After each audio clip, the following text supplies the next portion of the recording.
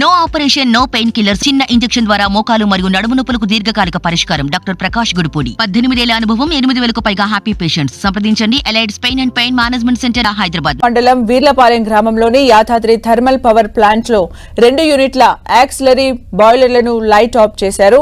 ఈ చర్యతో Yadadri plant power generation లో చారిత్రక ఘట్టం మొదలైంది.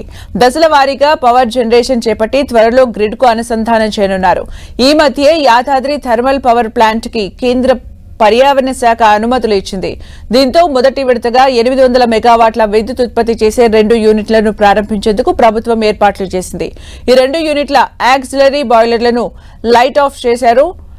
ఆ తర్వాత రెండో విడతలో మరో 800 మెగావాట్ల యూనిట్ ను ప్రారంభిస్తారు. దీంతో 3 యూనిట్లతో కలిపి 2400 మెగావాట్ల విద్యుత్ ఉత్పత్తి అవుతుంది. మొత్తం 4000 మెగావాట్ల కెపాసిటీతో యాదాద్రి పవర్ ప్లాంట్ ఏర్పాటు కాగా తొలి దశలో 1600 మెగావాట్లు, రెండో దశలో 2400 మెగావాట్ల ఉత్పత్తి త్వరలోనే ప్రారంభం కానుంది.